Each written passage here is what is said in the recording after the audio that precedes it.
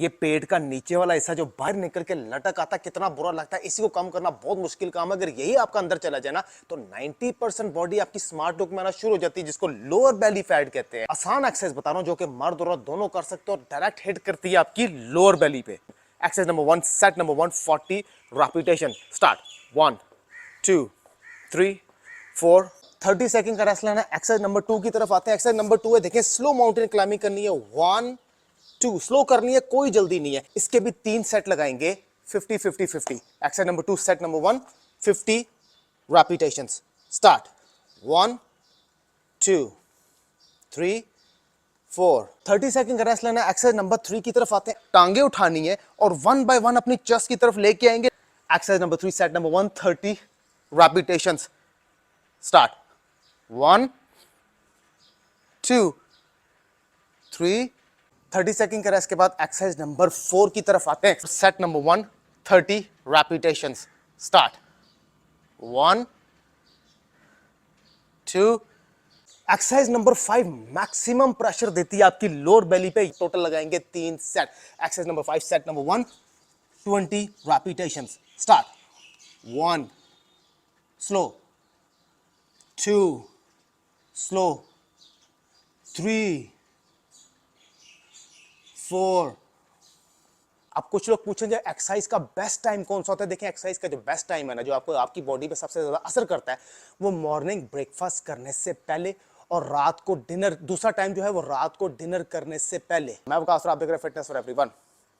अब तक रहता है हाफिज। रमजान में सिर्फ पेट निकलने की वजह, जब ज्यादा देर भूखा रहने के बाद आप पानी ज्यादा पिएंगे तो पेट तो आपका निकलेगा। फिर तली हुई चीजें खाना और मुख्तलिफ चीजें खाना और थोड़ी थोड़ी करके ज्यादा खा लेना, पेट तो निकलेगा। नंबर 2, पेड़ा बनाते हुए ऑयल को अंदर जज़ब करना पराठा बनाने के लिए। यही चीज इंसान के हाजमे को स्लो करती है और उसका पेट निकालती है, क्योंकि सहरी करके तो आपने सो जाना होता है और इतना ऑयल अंदर जज़ब करके सोना सीधा दिल का नुकसान होना। नंबर 3, सहरी में रोटी सालन या पराठा सालन खाने के बाद आप दही का पूरा प्याला पीते हैं और उसके ऊपर चीनी भी डालते हैं कि कहीं मुझे पूरा दिन प्यास ना लग जाए। खाना खाने के बाद दही का पूरा प्याला पीने से इंसान का हाजमा स्लो होता है और जब हाजमा स्लो होता है तो वेट उसका स्टक होता है और जब वेट उसका स्टक होता है तो पेट उसका निकलता है। माजरत के साथ, दही का पूरा प्याला पीने से प्यास ना लगने का कोई ताल्लुक नहीं है। नंबर 4, सहरी तो आपने कर ली, दबा के कर ली। एक गलती करते हैं कि अजान शुरू होने से 1 मिनट पहले आप ज्यादा सारा पानी पी लेते हैं कि कहीं मुझे पूरा दिन प्यास न लग जाए। यही चीज इंसान के हाजमे को स्लो करती है और पेट आपका निकालती है। तो जो 2 से 3 गिलास आपने पानी पीने ही है सहरी में, वो सहरी करने से पहले पी लें, बाद में नहीं। नंबर 5, खाने पीने के साइज पे मत जाइएगा, क्योंकि कुछ चीजें देखने में बड़ी होती हैं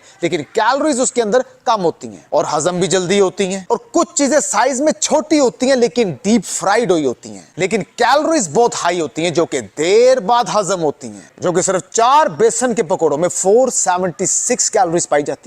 मसला सिर्फ 4 बेसन के पकोड़ों का नहीं है। अफ्तारी टाइम पे कुछ यहां से पकड़ा तो कुछ वहां से पकड़ा, उसके बाद तसल्ली से नमाज पढ़ी, फिर जब आप चाय पीने के लिए बैठे तो फिर जो चीजें बची होती हैं उसमें से भी कुछ यहां से पकड़ा तो कुछ वहां से पकड़ा, और फिर गिला करना कि मेरा पेट निकल आया है। रमजान आ रहा है, इंटरमिटेंट फास्टिंग करेंगे। रमजान आ रहा है, 10 केजी तो वजन कम करेंगे। रमजान आ रहा है, यही मौका है वजन कम करने का। रमजान आ रहा है, अब हमें टाइम मिलेगा अपने लिए। रमजान आ रहा है, इस रमजान में देखना मैं करता क्या हूं।